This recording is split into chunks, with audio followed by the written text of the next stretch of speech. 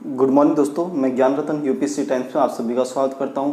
दोस्तों, पिछली क्लास में हमने गुप्त काल के बारे में महत्वपूर्ण शासकों के बारे में पढ़ा था और उसके साथ साथ हमने गुप्त काल की प्रशासनिक व्यवस्था के बारे में पढ़ा था। दोस्तों, जब हम गुप्त काल की प्रशासनिक व्यवस्था को और मौर्योत्तर काल की प्रशासनिक व्यवस्था को तोल कर देखते हैं, एक जगह तुलना करते हैं, तो हमें पता चलेगा कि इन दोनों समय की जो प्रशासनिक व्यवस्था होगी उनमें जो परिवर्तन होंगे वो सिर्फ नाम मात्र के परिवर्तन होंगे या फिर बहुत कम परिवर्तन हमें देखने को मिलेंगे। दोस्तों, हमने प्रशासनिक व्यवस्था को पढ़ लिया है। अब आगे बढ़ते हुए हम गुप्त काल की अर्थव्यवस्था को पढ़ते हैं। मतलब हम अर्थव्यवस्था के अंतर्गत मैं आपको पहले ही बता चुका हूँ, जब भी हम किसी समय की अर्थव्यवस्था के बारे में पढ़ेंगे, किसी साम्राज्य की अर्थव्यवस्था के बारे में पढ़ेंगे, तो अर्थव्यवस्था में दोस्तों, क्योंकि अर्थव्यवस्था में मुद्रा आता है, अर्थव्यवस्था में नगरीकरण आता है, अर्थव्यवस्था में दोस्तों कृषि आती है, उस समय की अर्थव्यवस्था में उद्योग धंधे आते हैं। अर्थव्यवस्था में अगर कहीं उस समय के बंदरगाह फेमस है, प्रसिद्ध बंदरगाह हैं, तो वो प्रसिद्ध बंदरगाह अर्थव्यवस्था के अंदर आएंगे। दोस्तों, इसके साथ साथ अगर महत्वपूर्ण जो व्यापारिक मार्ग होंगे, और कोई व्यापारिक मार्ग उस समय नया विकसित होता है या फिर व्यापार में उसका महत्व बढ़ता है, तो उसे भी हम पढ़ेंगे। दोस्तों, महत्वपूर्ण व्यापारिक मार्ग, ये सभी दोस्तों जो हमारे बिंदु है, ये सभी बिंदु अर्थव्यवस्था के बिंदु होते हैं। और किसी भी कह सकते हैं कि किसी भी जब हम अध्याय की अर्थव्यवस्था के बारे में पढ़ेंगे, तो एक विद्यार्थी होने के नाते ये हमारी ड्यूटी होती है, हमारा कर्तव्य है कि हम अर्थव्यवस्था के संबंध में इन सभी बिंदुओं पर ध्यान दें, इन सभी आयामों को पूर्णता से पढ़ें। दोस्तों, तो इसी सोच को लेते हुए हम आगे बढ़ते हैं। दोस्तों, हम अर्थव्यवस्था को देखते हैं और अर्थव्यवस्था में सबसे पहला पॉइंट जो हमारा होगा कृषि होगा। दोस्तों, तो देखते हैं कि गुप्त काल की जो कृषि अर्थव्यवस्था थी वो किस प्रकार की थी। दोस्तों, कृषि का महत्व निश्चित तौर पर बड़ा था। कृषि का महत्व निश्चित तौर पर बड़ा था क्योंकि इस काल में व्यापार में शिथिलता आई थी। इसके साथ साथ इस काल में क्योंकि व्यापार में शिथिलता आई थी, दोस्तों ध्यान रखें, कृषि का महत्व बड़ा है क्योंकि व्यापार में शिथिलता आई है। शिथिलता मतलब व्यापार कमजोर हुआ है पहले की तुलना में, और जब व्यापार पहले की तुलना में कमजोर होगा तो कृषि बढ़ेगा। कृषि क्यों बढ़ेगा? अगर आप आज भी आप देख सकते हैं कि अगर शहर में बहुत सारे लोग बेरोजगार हो जाते हैं तो वो गांव की तरफ भागना शुरू कर देंगे और गांव में जाके खेती बाड़ी करेंगे, खेती बाड़ी संभालेंगे जिनके गांव में खेत है। तो दोस्तों, यही इस समय देखने को मिलेगा कि व्यापार में शिथिलता आएगी। और व्यापार में दोस्तों शिथिलता क्यों आएगी? क्योंकि जो इससे पहले हमने मौर्योत्तर काल के बारे में पढ़ा था, तो हमने देखा था कि कुषाण शासकों का जो शासन स्थापित था वो रेशम मार्ग पर स्थापित था। दोस्तों, हमने रेशम मार्ग के बारे में पढ़ा था, रेशम मार्ग, और मैंने आपको बताया था कि रेशम मार्ग एक जगह का जहां रोमन साम्राज्य से जुड़ता है, वहीं दूसरी जगह चीन के हान साम्राज्य से जुड़ेगा। दो दुनिया के बड़े साम्राज्यों से ये जुड़ा हुआ है और इसके एक बीच वाले भाग पर यहाँ पर कुषाणों का अधिकार था। और कुषाणों का साम्राज्य भारत में स्थापित था। तो जितना भी व्यापार होता था वो यहाँ से होता था दोस्तों। तो इसीलिए हमें, और यहाँ के इस जो बीच का मार्ग है इस पर कुषाणों का कब्जा था, मतलब सीधे तौर पर भारत का और हमारा कब्जा था। इसलिए हमें इस मार्ग का फ़ायदा मिल रहा था, और क्योंकि हमें इस मार्ग का फ़ायदा मिल रहा था इसलिए हमारी व्यापारिक स्थिति अच्छी थी।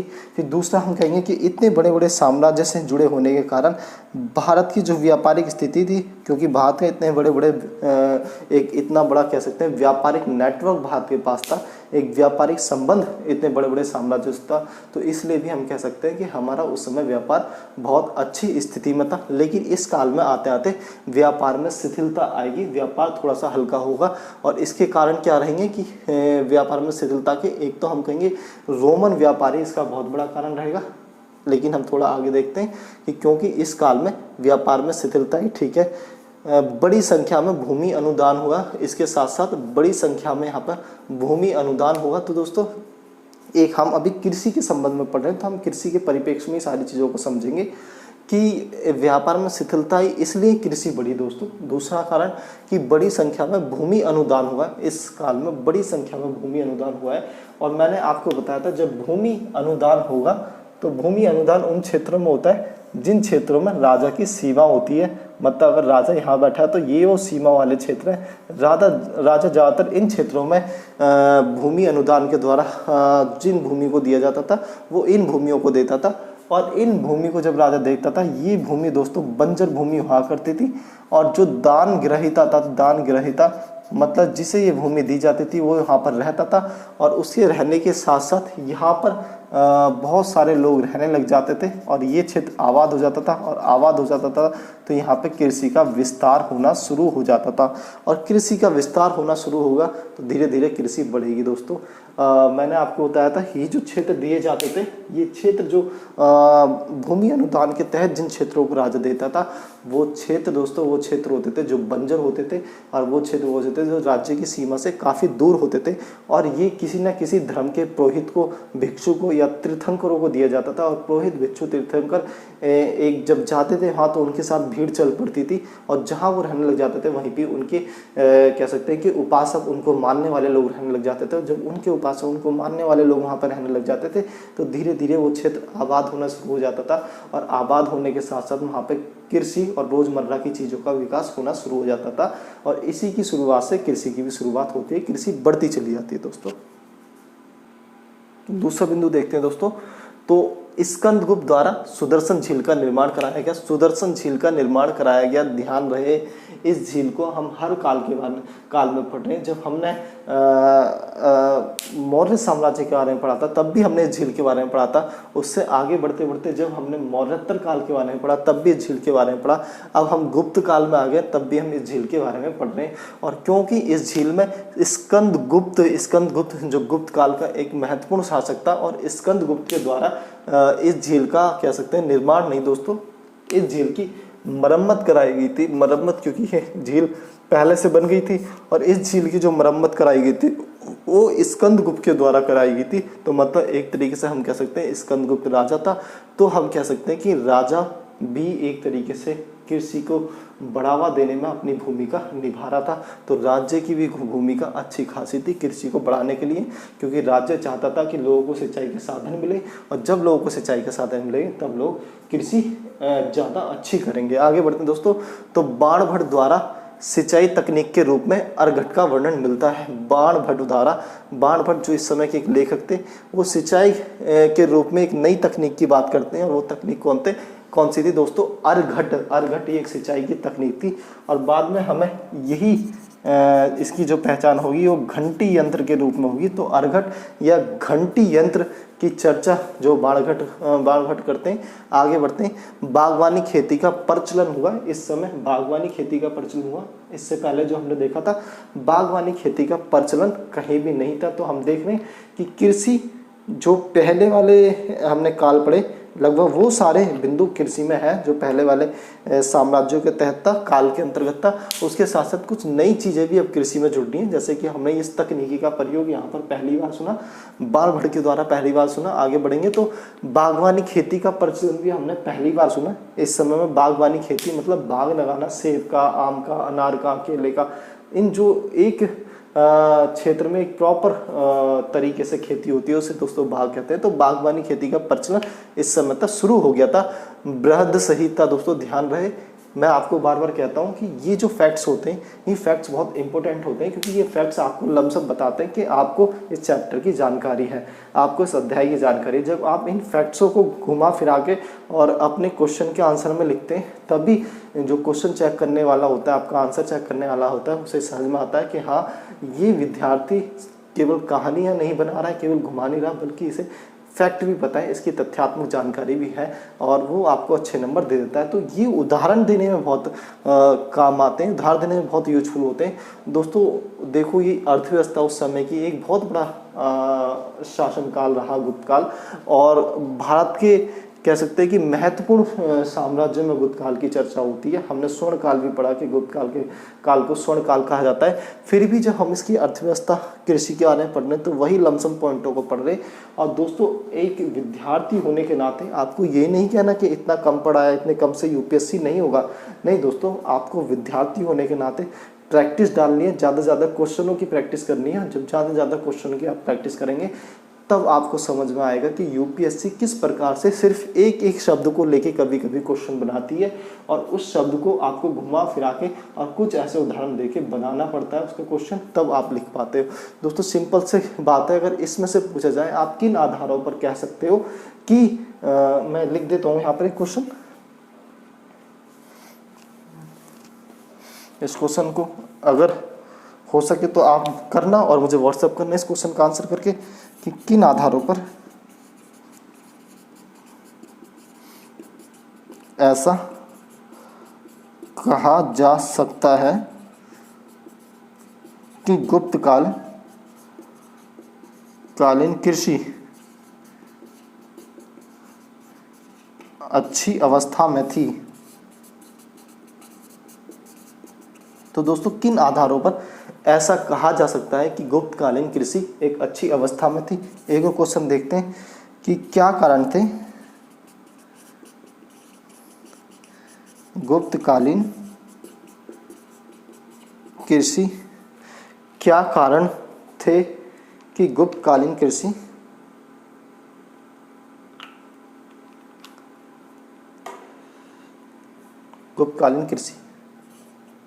उन्नत अवस्था में पहुंच सकी। तो दोस्तों क्या कारण थे कि गुप्तकालीन कृषि उन्नत अवस्था में पहुंच सकी। या फिर एक और क्वेश्चन, गुप्त काल में कृषि को प्रेरित करने वाले कारकों की चर्चा करें। तो दोस्तों लमसम यूपीएससी में इसी प्रकार के क्वेश्चनों को पूछा जाता है और हम ये पढ़ेंगे जब इतनी सी कृषि को पढ़ेंगे तो उसके अंदर से ही हमें ये सारे क्वेश्चनों को करना है।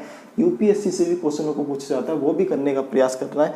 तो दोस्तों हम एक प्रैक्टिस होनी चाहिए कि सिलेबस बहुत छोटा है, इतने में कृषि को निपटा दें। नहीं दोस्तों, ये बहुत है, ये इनफ है। अगर आप अब ज़रूरत है कि आप अपना दिमाग लगाओ, अपने दिमाग को घुमाओ कि किस प्रकार से आप अपना दिमाग घुमा के क्वेश्चन कर सकते हैं। दोस्तों थोड़ा सा देख लेते हैं किन आधारों पर आप ऐसा कह सकते हैं। जो मैंने आपको पहला क्वेश्चन दिया है, किन आधारों पर आप ऐसा कहा जा सकता है कि गुप्तकालीन कृषि अच्छी अवस्था में थी। तो गुप्तकालीन कृषि अच्छी अवस्था में थी। आधार क्या है कि बड़ी संख्या में भूमि अनुदान हो रहा था और देखा जाता है जब भूमि अनुदान होता है तो कृषि व्यवस्था होती है अच्छी अवस्था में आ जाती है। भूमि अनुदान कृषि के लिए एक फायदे का सौदा होता है, कृषि के विस्तार को संभव बनाता है भूमि अनुदान। तो भूमि अनुदान देखो हमें बताता है कि उस समय भूमि अनुदान हो रहा था तो कृषि बढ़ी रही होगी, क्योंकि उस समय व्यापार शिथिलता थी, इसीलिए लोगों के पास कृषि एक महत्वपूर्ण साधन था अपनी रोजमर्रा की जिंदगी को जीने का। आगे बढ़ेंगे तो कृषि में जो सिंचाई की तकनीक के रूप में हमें अर्घट या घंटी यंत्र का प्रयोग का जिक्र मिलता है बाणभट्ट, जो दिखाता है कि उस समय कृषि का महत्व रहा होगा। कृषि में नई तकनीक आ गई थी, तो कृषि में नई तकनीक आने के बाद कृषि का विस्तार निश्चित ही हुआ होगा, कृषि अच्छी अवस्था में पहुंची होगी। दोस्तों जब नई तकनीक कृषि में आएगी तो कृषि का बढ़ना लाजमी है। जब भी किसी चीज़ में हम कह सकते हैं कि नई तकनीक आती है तो वो चीज़ें धीरे धीरे एडवांस होती चली जाती है, उनमें सुधार होता चला जाता है।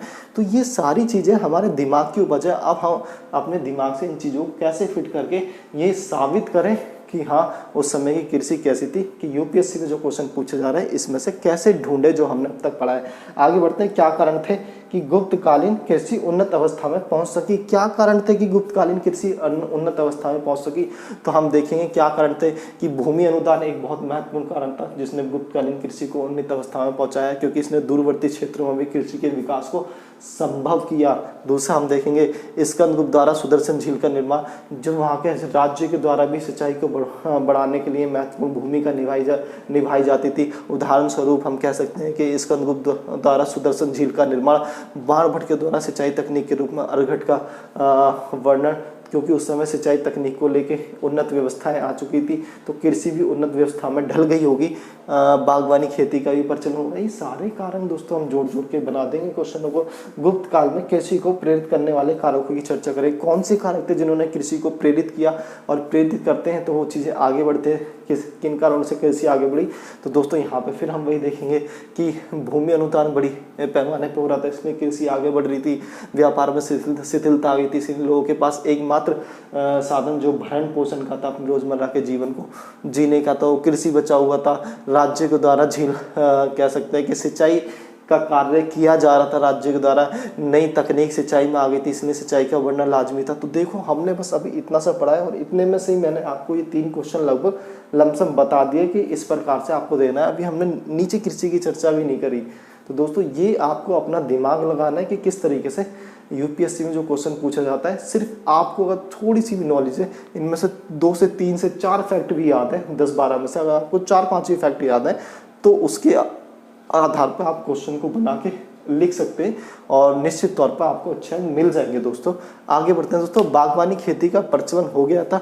बृहद संहिता इस समय का एक ग्रंथ है, एक पुस्तक है। बृहद संहिता में हमें पौधों से कलम लगाने की विधि का वर्णन मिलता है, मतलब एक और नई तकनीक। ये दोस्तों तकनीकी होगी कि कृषि में नई चीजें आ रही थी, ठीक है। और अमरकोश ये भी एक ग्रंथ है। कृषि नरेश्वर ये भी एक ग्रंथ है। नामक पुस्तकों से भी हमें कृषि की जानकारी मिलती है। तो दोस्तों किस आधार पर कह सकते हैं कि उस समय कृषि उन्नत अवस्था में थी, तो हम देखेंगे बृहद संहिता हो गया, अमरकोश हो गया और कृषि नरेश्वर हो गया। उस समय के जो ग्रंथ थे उन ग्रंथों से भी जो जानकारी मिलती है उसके आधार पर भी हम कह सकते हैं कि उस समय कृषि उन्नत अर्थव्यवस्था में थी। आगे बढ़ते हैं दोस्तों। दूसरी ओर कृषि में मध्यस्थ एवं बिचौलियों के आने से एक तरफ किसानों का शोषण हुआ। मध्यस्थ एवं बिचौलिया हमने बात करी थी, मध्यस्थ एवं बिचौलिया, क्योंकि जो भूमि अनुदान दिए जाएंगे उनमें उन्हें प्रशासनिक अधिकार भी दे दिए जाएंगे और जब उन्हें प्रशासनिक अधिकार दे दिए जाएंगे तो अब वहाँ पे वो अपने आप कर वसूलेंगे और अपने पास रखेंगे। जब वो कर वसूलेंगे अपने पास रखेंगे, राजा को उस कर का छोटा सा भाग देंगे, तो मतलब अब लोग जो सीधा राजा को कर देते थे, राजा सीधा कर नहीं लेता था। राजा जो कर लेता था अधिकारियों के माध्यम से लेता था, लेकिन अब ये अधिकारी ना होके, जो अब भूमि अनुदान के जो मालिक थे, ये अधिकारी ना होके ये एक तरीके से उन क्षेत्रों के छोटे राजा हुआ करते थे, सामंत हुआ करते थे। अब ये अपने पास सारा कर वसूलते थे वहाँ की जनता से और उसे जितना राजा को देना होता था दे देते थे, बाकी सारा अपने पास रखते थे। तो हम कहेंगे ये मध्यस्थ की भूमिका निभाते। तो मध्यस्थ एवं बिचौलियों के आने से एक तरफ किसानों का शोषण बढ़ गया तो दूसरी तरफ राज्य के राजस्व में कमी आई। बिल्कुल याज्ञवल्क्य में किसानों के स्तर, याज्ञवल्क्य दोस्तों इस समय ग्रंथ है, ये सारे उदाहरण मैं दे रहा हूँ। याज्ञवल्क्य में किसानों के स्तर से क्या मतलब है, याज्ञवल्क्य में किसानों के स्तरों की चर्चा मिलती है। एक छोटा किसान, एक बड़ा किसान, एक बड़ा किसान, एक बड़ा किसान। इससे क्या आशय, इससे हम क्या अनुमान लगा सकते हैं, इससे हम ये अनुमान लगा सकते हैं कि अब किसानों में जो स्तर था वो एक जैसा नहीं है, किसानों का लेवल एक जैसा नहीं है। समाज में गरीब किसान और थोड़े अमीर किसान, ये दोनों प्रकार के किसान थे। तो हम यही समाज के लिए एक अच्छी बात नहीं है। अगर समाज में किसानों की स्थिति लगभग समान रहेगी तो अच्छी बात है, लेकिन समाज में क्योंकि गरीब किसान, बहुत गरीब भी किसान देखने को मिलता है, तो मतलब कह सकते हैं कि किसानों की स्थिति ज़्यादा अच्छी नहीं रही होगी। वात्स्यायन के दोस्तों, वात्स्यायन के कामसूत्र में बेगार की चर्चा मिलती है। बेगार का मतलब होता है बिना पैसे के काम कराना, बिना पैसे के काम कराना, एक तरीके से हम कह सकते हैं दास प्रथा दोस्तों। और ये बेगार जो मिलता है बिना पैसे के काम कराना, हम कह सकते हैं कि उस समय ये दिखाता है कि उस समय ये जो बिचौलिए थे इनका कितना शोषण था। जो हो सकता है कि जो जिन सामंतों को, जिन मध्यस्थों को, बिचौलियों को उनके क्षेत्र के किसान कर ना दे पाते हो, उन्हें वो अपने खेतों में लगा देते हो और लगाने के बदले उनसे काम करवाते हो, काम करने के बदले उन्हें कोई पैसा ना देते होंगे बल्कि ऊपर से सजा भी देते होंगे। तो हमें पता चलता है कि किसानों की स्थिति एक तरफ खराब भी हुई थी, लेकिन कई कारण ऐसे हैं जिनसे किसी की स्थिति अच्छी हुई थी। आगे बढ़ते हैं दोस्तों। शिल्प एवं उद्योग।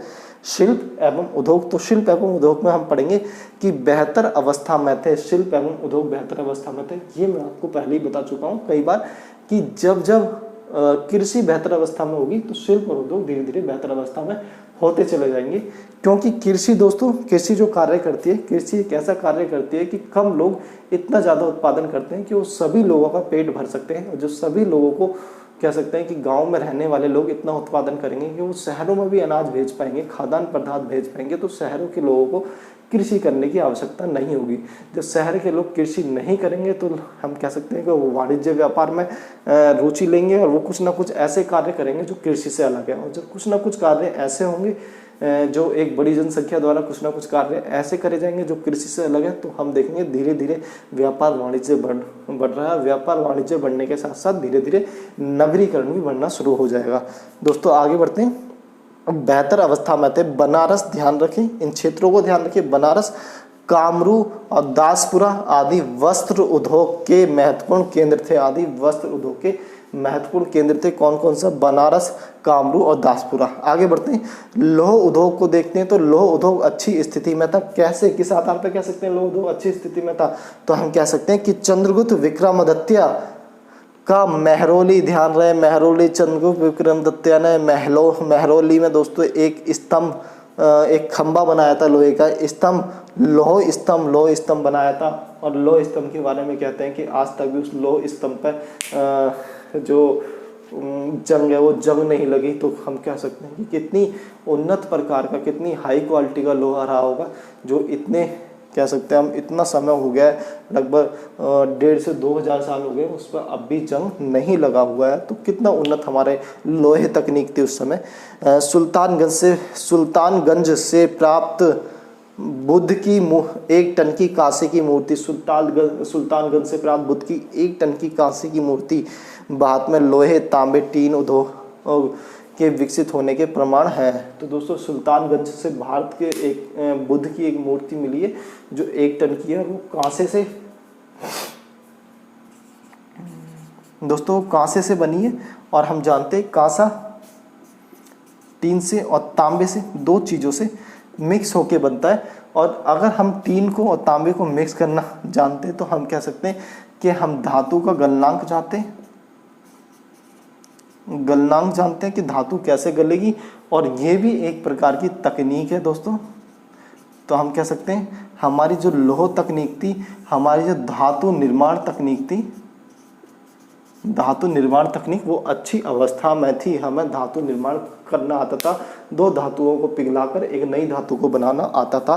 तो उस समय ये बड़ी चीज़ें थी। तो इसीलिए हम इन्हीं चीज़ों से अनुमान लगाते हैं कि हाँ उस समय की अर्थव्यवस्था कैसी थी, उस समय वाणिज्य, व्यापार, कृषि या शिल्प कैसा रहा होगा। दोस्तों आगे बढ़ते हैं कि आभूषण निर्माण महत्वपूर्ण शिल्पों में शामिल था। आभूषण निर्माण महत्वपूर्ण शिल्पों में शामिल था। पक्की मिट्टी के मृत भाड़ मतलब मृत भाड़ों को बनाकर उन्हें आग में तपाया जाता था, और तपाने के बाद वो बर्तन जो होते थे मृत भाड़ वो मजबूत हो जाते थे। उन्हें कहते हैं कि पक्की मिट्टी के मृत भाड़। लकड़ी की टोकरी बनाना, रंगाई करना आदि शिल्प उस समय उपस्थित थे। इस समय तक गहरे नीले रंग, ध्यान रहे गहरे नीले रंग और टिकाऊ रंग की खोज कर ली थी। अजंता की चित्रकला, ध्यान रहे अजंता की चित्रकला। अगर कभी भी इस तरह का क्वेश्चन पूछा जाता है इस चीज़ से जुड़ा होगा तो अजंता की चित्रकला का उदाहरण जरूर दीजिएगा। आगे बढ़ते हैं। अजंता की चित्रकला से इस और इशारा मिलता है कि उस समय गहरा नीला या फिर टिकाऊ रंगों की खोज कर ली थी। आगे बढ़ते हैं दोस्तों। तो राजा भूमि से कुल उत्पादन का, ये हमने सारा पढ़ लिया। ये मैंने कुछ तथ्य आपके सामने निकाले ताकि आप इन्हें याद करें। ये आपकी जिम्मेदारी है, आप इन्हें याद करें। और याद करने के बाद मैं जो आपको क्वेश्चन दूं उन क्वेश्चन में से, या फिर हम जो क्वेश्चन करें, या फिर आपके पास भी जो क्वेश्चन है उन्हें करने का प्रयास करें और कोशिश करें कि इन चीज़ों को, इन फैक्ट्स को उनमें डाला जाए ताकि आपका जो उत्तर है वो वजनदार हो। तो दोस्तों पढ़ते हैं कि राजा भूमि से कुल उत्पादन का 1/6 राजा लेता था। और ये जो कर हो जाता है 1/6 दोस्तों, इसे भाग कहा जाता था या जिसे भाग कहा जाता था। ठीक है। हिरण्य दोस्तों, नगद कर जब राजा लेता था तो उसे हिरण्य कहा जाता था। मैं मतलब जब राजा अन्न के रूप में कर लिया करता था उसे मैं कहा जाता था। तो राजा कह सकते हैं कि राजा दोनों प्रकार से नगद के रूप में और अन्न के रूप में कर वसूलता था। अमरकोश में 11 प्रकार की भूमि का उल्लेख मिलता है। वस्त्र उद्योग सर्वप्रमुख उद्योग था। रोमन व्यापार का पतन हुआ और यही कारण था कि व्यापार में शिथिलता आई, जो हमने सबसे ऊपर पढ़ा था। और दोस्तों रोमन व्यापार पतन हुआ, परंतु दक्षिण पूर्व एशिया और चीन के साथ व्यापार में वृद्धि हुई। आगे पढ़ेंगे। ताम्रलिप्ति बंदरगाह पूर्वी तट का, भृगु कच्छ मतलब भड़ौच जो गुजरात में, दोस्तों भड़ौच बंदरगाह गुजरात में पश्चिमी भारत के प्रमुख बंदरगाहों में शामिल था। सोने चांदी तांबे के सिक्के चलाए गए थे गुप्त शासकों द्वारा सोने चांदी तांबे के सिक्के चलाए गए थे। सोने के सिक्कों को दीनार कहा जाता था। इनके सोने के सिक्कों को दीनार कहा जाता था। सोने के सर्वाधिक सिक्के गुप्तों के द्वारा जारी किए गए। सोने के सर्वाधिक सिक्के गुप्तों के द्वारा जारी किए गए, इसका क्या अर्थ है दोस्तों? इसका अर्थ ये है, मैंने आपको जब पिछली क्लास ली थी उन क्लासों में मैंने आपको पढ़ाया था, समझाया था कि सोना एक ऐसी मुद्रा है जो अपने आप में काफ़ी महंगी होती है, और जब जब समाज में महंगी मुद्रा का बोलबाला होगा तो हम कह सकते हैं कि समाज में वो मुद्रा सिर्फ कुछ धनी व्यक्तियों, कुछ राजकीय व्यक्तियों को, जो राजा के अपने लोग होंगे, बस वहाँ तक वो जुड़ी हुई होगी वो मुद्रा। और जब तक मुद्रा आम लोगों के प्रचलन में, आम लोगों के डेली के यूज में नहीं आएगी, तब तक हम नहीं कह सकते कि व्यापार वाणिज्य बहुत अच्छी स्थिति में हो।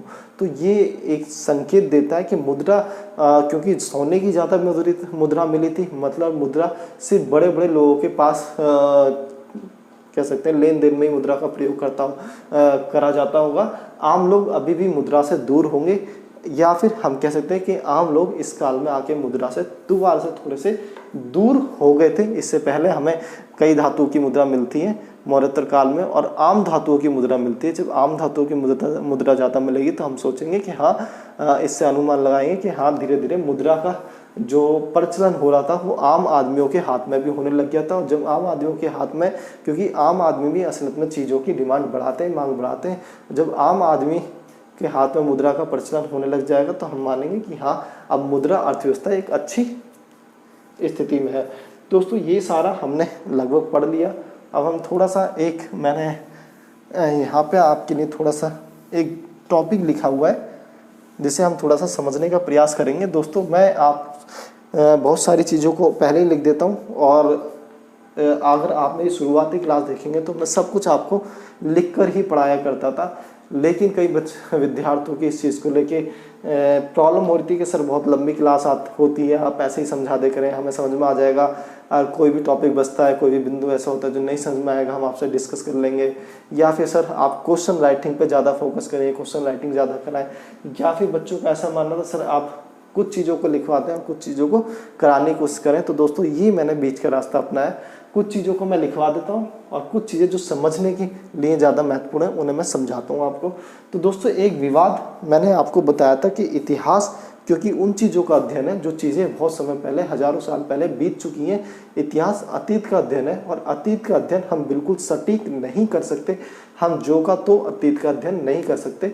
जब हम अतीत को खोजने के लिए निकलते हैं तो हो सकता है हम अतीत को गलत तरह कुछ अनुमान अतीत को लेकर गलत भी लगा लें।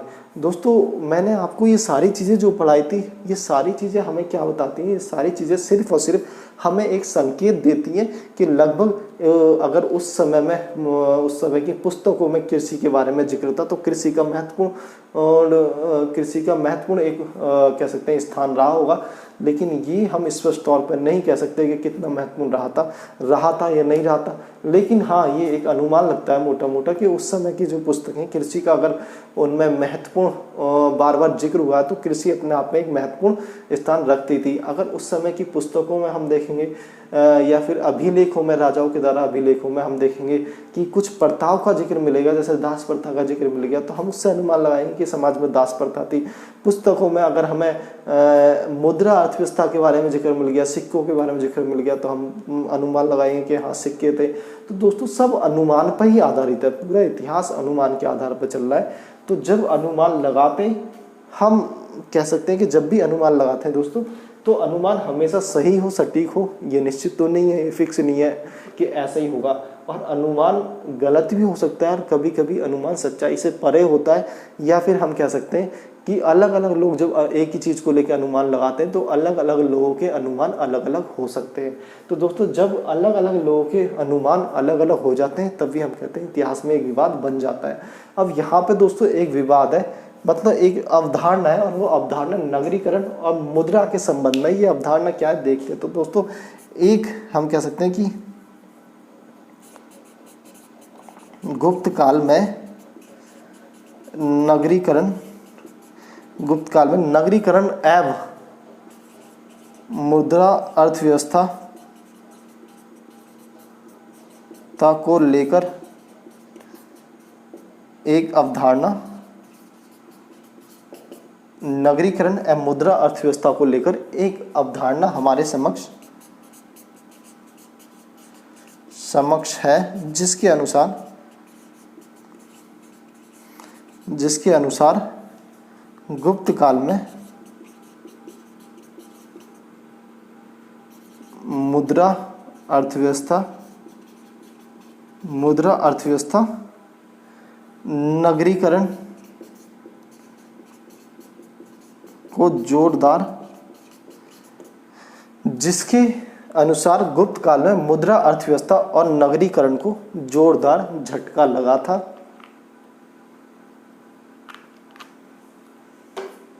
जोरदार झटका लगा था। रोमन व्यापार से या फिर रोमन व्यापार खत्म होने के पश्चात भारत में नगरीकरण व मुद्रा का पतन हो गया था। भारत में नगरीकरण व मुद्रा का पतन हो गया था। तो दोस्तों एक विचारधारा है, जो विचारधारा एक अवधारणा है, कुछ लोगों के द्वारा, कुछ विद्वानों के द्वारा प्रस्तुत की गई है। और इस अवधारणा का मानना है कि गुप्त काल में आते आते जो हमारा रोमन व्यापार था, वो रोमन व्यापार हमारा नष्ट हो चुका था, खत्म हो चुका था।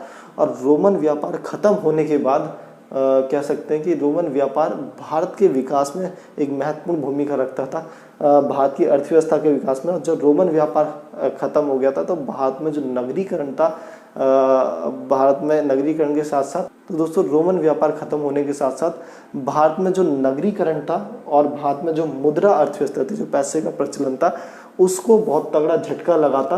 क्यों? क्योंकि मुद्रा जो यूज होती थी, मुद्रा का जो प्रयोग होता था वो व्यापार के लिए होता था। जब व्यापार ही नहीं बचेगा तो मुद्रा का प्रयोग क्यों होगा? तो दोस्तों इसीलिए हम कहेंगे कि, इसलिए इनका कहना है कि इस काल में जो सिक्के थे,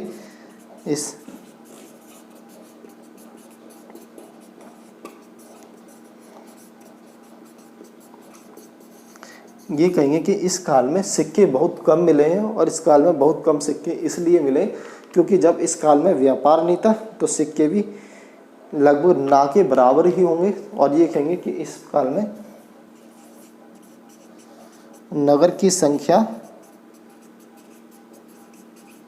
कम हो गई थी। और ये कहेंगे कि इस काल में नगरों की जो संख्या थी दोस्तों, वो नगरों की संख्या कम हो गई थी। जब नगरों की संख्या कम हो गई, इस काल में सिक्कों की संख्या कम हो गई और रोमन व्यापार का ह्रास हो गया। ये कहेंगे रोमन व्यापार का पतन हो गया, तो अर्थव्यवस्था आगे कैसे बढ़ेगी। और इनका मानना था इस समय में भारतीय अर्थव्यवस्था को एक जोरदार झटका लगा था। और भारतीय अर्थव्यवस्था एक तरीके से नगरीकरण, भारतीय अर्थव्यवस्था के दो भाग, एक तो नगरीकरण 2 बिंदु और दूसरा मुद्रा अर्थव्यवस्था, दोनों लगभग अपने पतन के दौर में पहुंच चुकी थी। लेकिन दोस्तों ऐसा नहीं है कि उस समय हम कह सकते हैं कि रोमन व्यापार भारतीय वाणिज्य व्यापार में एक महत्वपूर्ण स्थान रखता था। लेकिन ऐसा नहीं है कि भारतीय नगरों का, मुद्रा का रोमन व्यापार के जाने के कारण बिल्कुल पतन हो गया था। दोस्तों अगर हम देखेंगे कि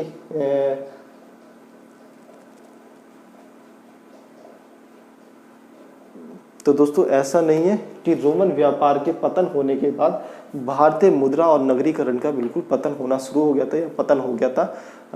इसके संबंध में हमारे पास कुछ तर्क हैं जो हम तर्कों पर चर्चा करेंगे। तो दोस्तों तर्क देखते हैं कि जब इस तरह का क्वेश्चन यूपीएससी पूछता है कि इस समय जो ये अवधारणा दी जाती है कि इस समय व्यापार जो नगरीकरण, मुद्राकरण था वो बिल्कुल पतन के कगार पर था, आप इस संबंध में किस प्रकार की धारणा रखते हैं या फिर कहाँ तक ये सही है? तो दोस्तों देखते हैं इसके संबंध में हमारे पास क्या तर्क है। तो दोस्तों देखते हैं, ये जो हमारे सामने विचारधारा उभर के आती है कि ये समय मुद्राकरण और नगरीकरण के संबंध में एक पतन का काल था। हम इसे पतन का काल माने या ना माने, तो जो हमारे तर्क होंगे वो इस प्रकार से होंगे कि दोस्तों एक अवधारणा के अनुसार गुप्त काल में मुद्रा अर्थव्यवस्था एवं नगरीकरण मुद्रा अर्थव्यवस्था एवं नगरीकरण, मुद्रा अर्थव्यवस्था एवं नगरीकरण एक अवधारणा के अनुसार का पतन माना जाता है, परंतु सही प्रकार से विश्लेषण करने पर यह तर्क पूर्ण रूप से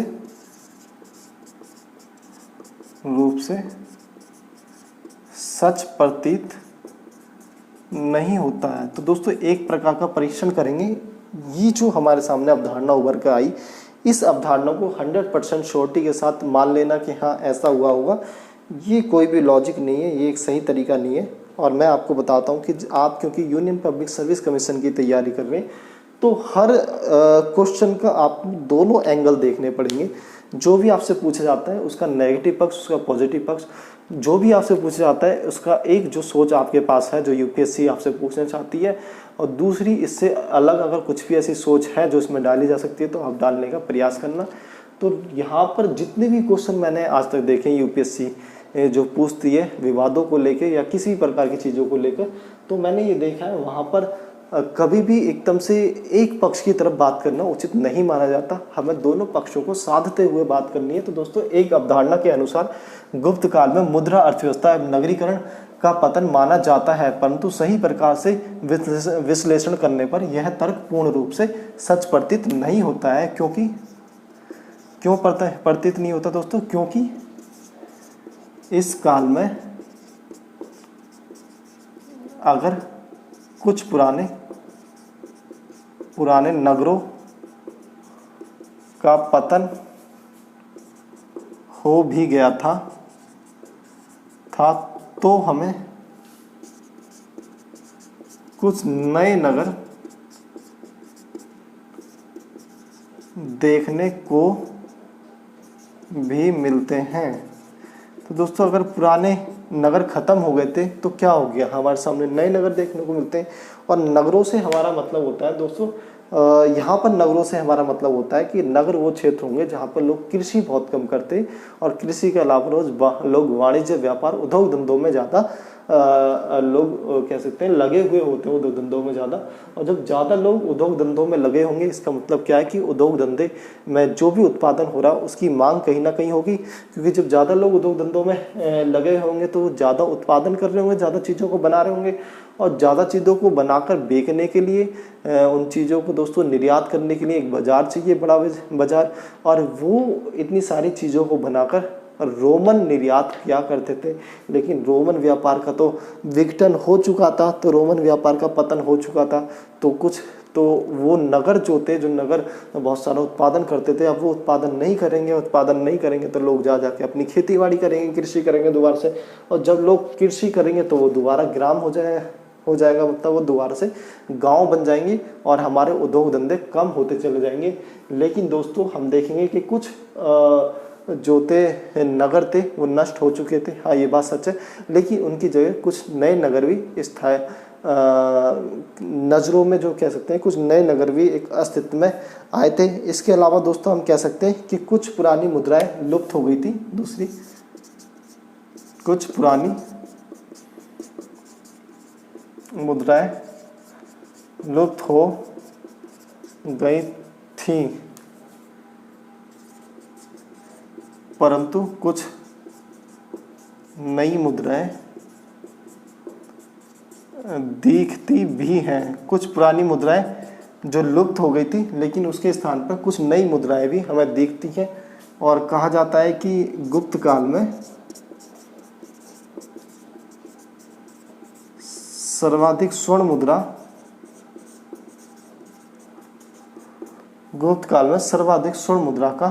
मुद्रा को ढाला गया था। दोस्तों गुप्त काल में सर्वाधिक स्वर्ण मुद्रा को ढाला गया था, मतलब इतनी सारी मुद्राएं जो सोने की मुद्रा थी, हालांकि इतनी सारी मुद्राएं क्यों ढाली जाती थी गुप्त काल में, तो हमें अब तक देखेंगे सर्वाधिक जो मुद्राएं मिलती है वो हमें गुप्त काल में मिलती है। और दोस्तों ये दो कारण हम कह सकते हैं। लेकिन मैंने आपको बताया था कि जो हमारा पक्ष यूपीएससी के विद्यार्थी होने के नाते हमारे पक्ष में संतुलन होगा, तो हम किसी भी विचारधारा के अवधारणा के साथ में नहीं चलेंगे, बल्कि हम लिखेंगे कि ऐसा माना जा सकता है, ऐसा माना जा सकता है कि गुप्त काल में, ऐसा माना जा सकता है कि गुप्त काल में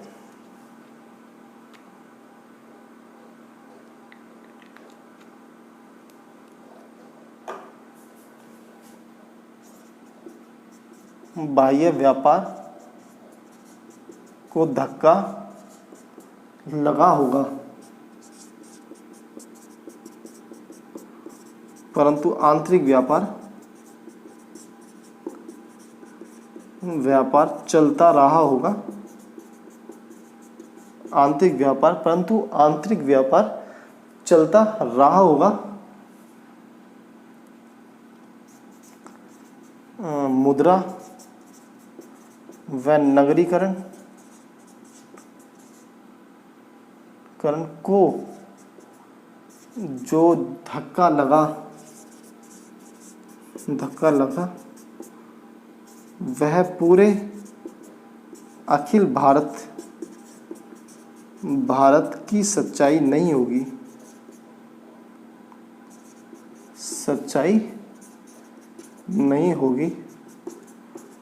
बल्कि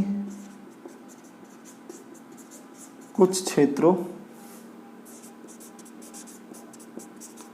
की सच्चाई